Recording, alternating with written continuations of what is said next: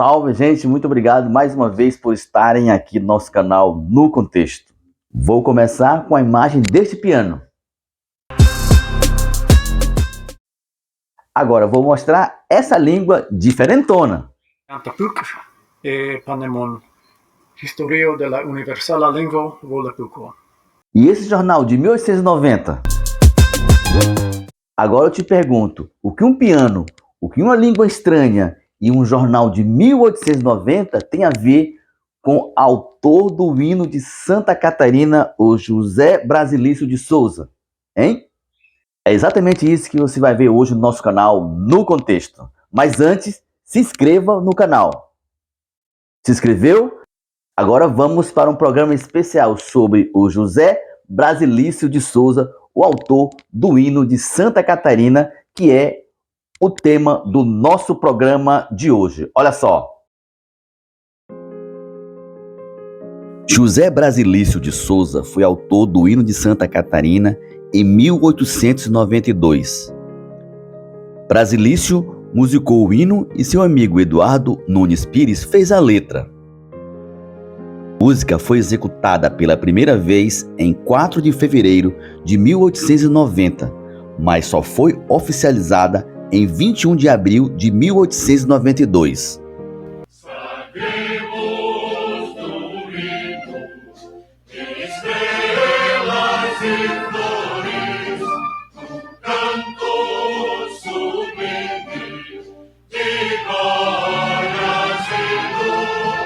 Brasilício musicou o hino e seu amigo Eduardo Nunes Pires fez a letra.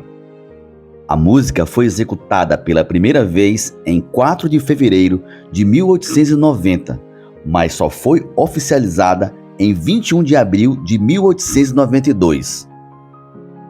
Segundo a reportagem do jornalista Osias Alves Júnior, o maestro Francisco Braga, autor do hino da bandeira, ao ouvir o hino de Santa Catarina, exclamou: "Jamais vi um compositor esbanjar tanta técnica num simples hino."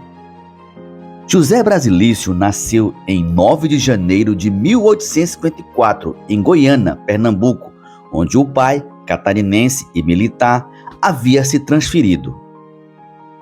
Quando tinha 2 anos de idade, veio morar em Desterro, a antiga Florianópolis. Faleceu em 30 de março de 1910, aos 56 anos. Brasilício foi uma figura bastante ativa na cena cultural de Desterro, desde os anos de 1870 até a sua morte. Destacou-se como professor de História, Geografia, Cosmografia e Música. Obteve ainda notoriedade como astrônomo, maestro e principalmente compositor. A grosso modo, de acordo com o jornalista Osias Alves Júnior, José Brasilício compôs 6 músicas de câmara, 3 músicas religiosas, 6 hinos, 2 músicas para peças teatrais e 47 composições diversas.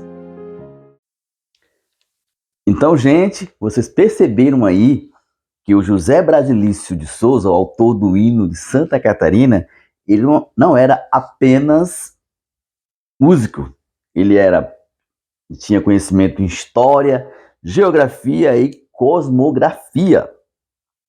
E também a música, obviamente, tá bom? Agora, pessoal, vamos conhecer outra faceta do José Brasilício, que é uma língua estranha. Exatamente. Volapük, essa língua, né, que, gente, é uma língua que é estranha. Olha só essa língua. Presta atenção nesse rapaz falando o Volapük. Letik, Espikob de Famulubik, Ab Vigat, Vilob Spikan Tefi. Entenderam alguma coisa? Eu também não, tá? Então é o seguinte, José Brasilício, ele conheceu essa língua e vamos conhecer essa história que eu tenho certeza que você não sabia sobre o autor do hino de Santa Catarina. A primeira coisa que você não sabia e você vai saber agora por meio do canal No Contexto. O autor do hino de Santa Catarina, José Brasilício, na sua época, falava uma língua pouco conhecida no estado, chamada Volapük. Vilobspikan tefu Buxtehuel, Kelis enu eremo. Volapük foi um idioma inventado por um padre alemão chamado Johann Martin Seyer em 1879, que tinha a finalidade de ser uma língua universal para ser comum para todas as nações, assim como o Esperanto, que seria criado somente 7 anos depois. A etimologia da palavra de estudo Vola significa mundo e Puk, língua, ou seja, língua do mundo. 10 anos após o aparecimento de Volapük, havia 284 sociedades de difusão da nova língua em 5 continentes e publicação de 316 manuais.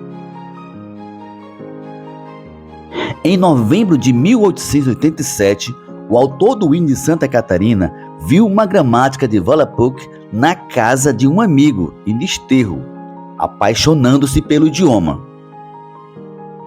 Um mês depois, já familiarizado com a língua, José Brasilício escreveu sua primeira carta dirigida ao clube de Volapük de Joinville. Depois, entre 1887 e 1895, passou a se comunicar com adeptos da língua em várias partes do mundo, principalmente da Alemanha e da Áustria. Então vocês viram aí a primeira parte dessa faceta do José Brasilício que falava Volapük.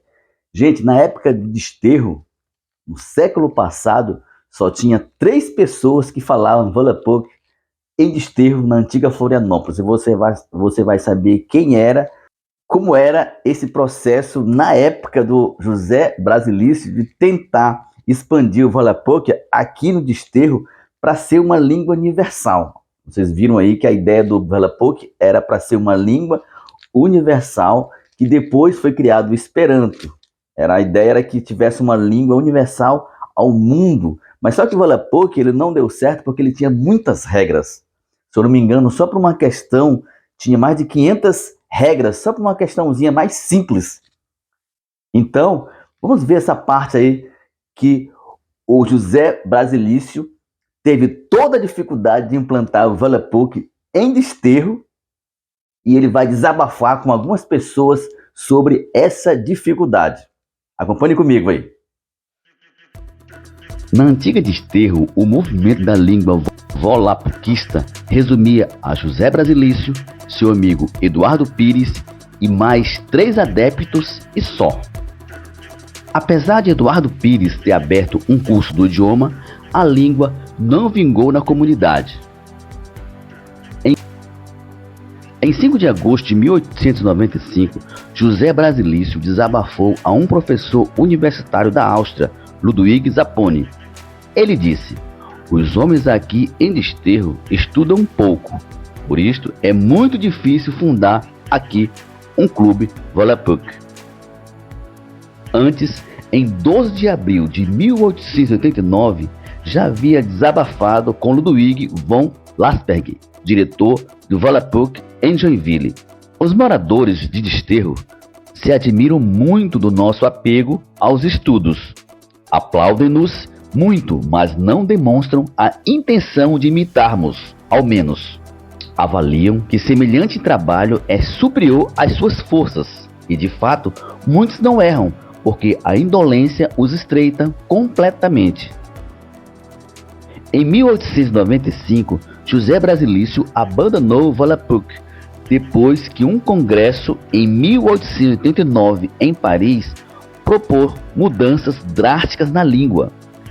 Os adeptos do Volapük raiz não aceitaram as mudanças, inclusive o fundador, o padre John Martin, e o autor do hino de Santa Catarina. O racha no congresso fez com que muitos amantes do idioma o abandonassem, sendo determinante para quase a sua extinção.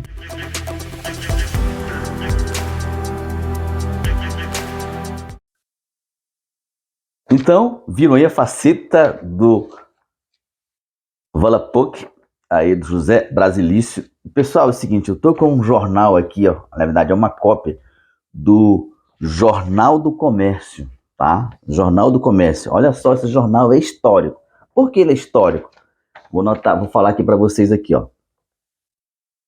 Jornal do Comércio, Estado Federal de Santa Catarina. Desterro, quinta-feira, 6 de fevereiro de 1890. E por que esse jornal é histórico? Porque ele retrata o ensaio do hino. Então, em tese, foi a primeira vez que o hino foi ensaiado em público, o hino de Santa Catarina, tá? O jornal, ele circulou 2 dias depois desse fato. Então, digamos, o jornal de 6 de fevereiro de 1890, essa ação que eles colocam aqui é 2 dias anterior. Então, assim, ó, eles fazem a reportagem aqui, ó, a reportagem do hino, pode ver que o hino é HYMNO, hino do Estado, tá? Hino do Estado. E aí ele vai contar toda a história e sabe para quem? Isso eu acho que você não sabia. Para quem o hino foi oferecido? Para o governador Lauro Miller. Olha só, bem aqui vai estar escrito aqui, ó. Hino ao Estado de Santa Catarina, ao doutor Lauro Severiano Miller, que era o governador do estado. Isso aí vocês não sabiam, um fato histórico, tá bom? Então é o seguinte, vamos ver como foi que o Jornal do Comércio de 1890 reportou a execução pela primeira vez do hino de Santa Catarina. Lembrando que o hino só ia ser oficializado 2 anos depois. Então, o jornal reportou o primeiro ensaio com público do hino de Santa Catarina, executado pelos 2 que fizeram, tá? Tanto o José Brasilício como o Horácio Nunes. Então, eles apresentaram para o público com o governador Lauro Miller na plateia, e aí eles contam toda essa história. Olha só essa reportagem histórica sobre o hino de Santa Catarina, esse ensaio que foi em 1890. Olha só a reportagem do Jornal do Comércio. Eu tenho certeza que isso você não sabia. Vamos lá para a reportagem. Como eu havia falado, estamos no Jornal do Comércio, Desterro, quinta-feira, 6 de fevereiro de 1890. Então o jornal aqui, ó, ele tem o hino, vocês verem aqui, ó, HYMNO, hino, Estado de Santa Catarina. Ao doutor Lauro Severiano Miller, o hino, tá? E aqui vocês vão ver a matéria. Noticiário. Hino do Estado. Acendendo com maior prazer ao convite do distinto maestro nosso conterrâneo, senhor José Brasilício de Souza, assistimos anteontem à noite na casa de sua residência ao ensaio do hino que compôs e gentilmente ofereceu ao Dr. Lauro Miller, governador do estado. Acompanhado na Rebeca pelo Sr. João A. Ferreira de Melo, executou com toda a bravura o Sr. Brasilício o seu hino ao piano, que logo a introdução produz um magnífico efeito que continua até aumentar quando os coros começam entusiasticamente. A música aí é arrebatadora, a inspiração do artista como que reflete o entusiasmo dos corações patriotas e num crescendo que, podemos dizer, arrebata, termina o hino cuja execução foi mais um triunfo para seu autor, que tão modesto quanto distinto recebeu ao levantar-se ruidosos aplausos que bem justamente manifestaram a satisfação dos que acabavam de ouvir uma produção que incontestavelmente vem contribuir para ainda mais levantar o nome catarinense. A letra que publicamos em outro lugar é do nosso talentoso amigo Horácio Nunes, que, como autor da música, bem inspirado, foi na feitura da sua composição poética. Cantaram-na 3 cidadãos, cujas vozes muito realçaram a execução do hino, que causou a melhor impressão ao auditório, de que fazia parte, além de outros cidadãos, o doutor governador, secretário e oficial de gabinete. Ao doutor governador ofereceram-se os senhores Brasilício e Horácio Nunes, um exemplar da música e letra do hino ao estado de Santa Catarina, apresentando as nossas mais cordiais saudações aos prezados amigos para quem a noite de ontem constituiu uma época memorável na sua carreira artística. Damos, ao mesmo tempo, sinceros emboras ao Estado pela aquisição do hino, que nos dias de festa catarinense será a nota harmoniosa das nossas alegrias.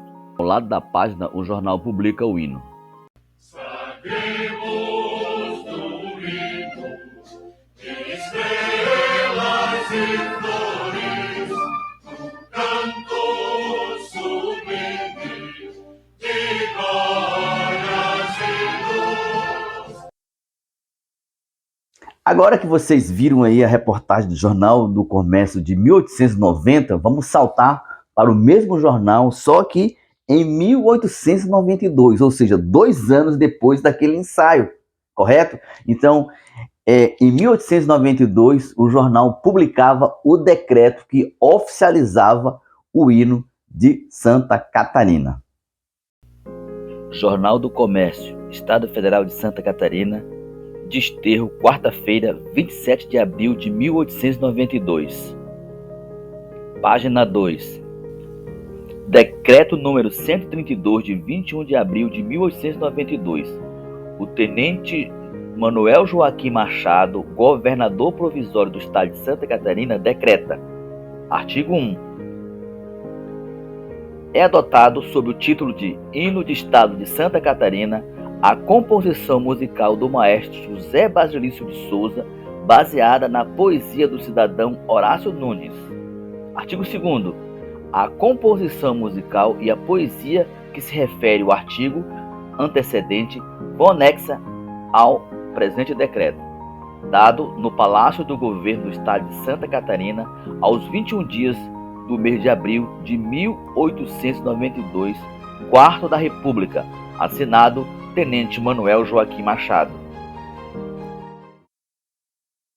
E já que estamos falando em hino, eu trouxe uma informação fresquinha que eu recebi de um colega meu, jornalista. Ele fala o seguinte, que avança na Celesc, vou ler a notícia que ele me mandou aqui, ó. Avança na LESC, a LESC é a Assembleia Legislativa de Santa Catarina, a proposta do deputado estadual Ivan Nats, do PL, que propõe a mudança do hino de Santa Catarina. A mesa diretora autorizou a tramitação e o cronograma da matéria, que tem como meta concluir os trabalhos em 30 meses. Os próximos passos, pela ordem, serão a realização de uma audiência pública para o tratado tema, já marcada para o próximo dia 15 de agosto, a partir das 9 horas na LESC.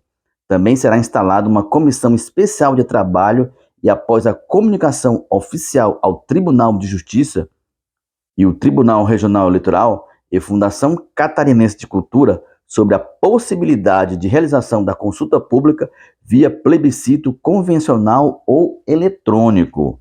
Após essa primeira etapa, está previsto o anúncio do concurso para a escolha da nova letra e música do hino, a homologação do resultado do concurso e encaminhamento da redação final do projeto de lei, para análise das comissões permanentes da LESC e votação em plenário. O Nats, que é o deputado, ele aponta que o hino atual, adotado pela lei de 1895, ele fala, né, é desconhecido pela maioria da população, não retrata os valores cívicos e a história catarinense, e por isso defende que a letra do novo hino aborde obrigatoriamente temas como o potencial turístico, histórico, econômico, cultural do estado, além da geografia e das belezas naturais das diversas regiões. Então, pessoal, a polêmica está no ar. Eu trouxe esse tema do hino e agora há essa possibilidade de mudança de hino. O que é que você acha? Dito isto, vamos agora para a terceira coisa que você não sabe sobre José Brasilício de Souza, o autor do hino de Santa Catarina, que é a relação dele com pianos. Exatamente. Pessoal, no Palácio Cruz de Souza tem um piano da marca Flael. Eu falo Flael, né? É marca francesa. E tem um piano lá, o piano que ele compôs o hino de Santa Catarina. O piano histórico está lá. E também tem uma cópia da partitura do hino da época. Eu não sei se é a cópia original, eu sei que eu tive lá, filmei, e aí eu trago para vocês a história do piano do autor do hino de Santa Catarina, o José Brasilício. Olha só que tem uma curiosidade, presta atenção, que tem uma curiosidade interessante sobre a história desse piano aí e a relação dele com os alunos. Vamos lá para o vídeo. O piano no qual Brasilício compôs o hino estava com a família do artista e foi adquirido pelo governo de Santa Catarina e instalado em escola de Biguaçu, que recebeu o nome do artista. O piano ficou lá até os anos de 1970, quando foi removido, reformado em 1979 e hoje se encontra no Palácio Cruz de Souza, em Florianópolis. O piano é da marca francesa Pleyel e foi fabricado aproximadamente na segunda metade do século XIX. A marca do instrumento era a mais empregada pelos compositores do tempo de Brasilício. E com ele não foi diferente. Dono de aproximadamente 20 unidades, Brasilício usava seus pianos para compor e ensinar seus alunos.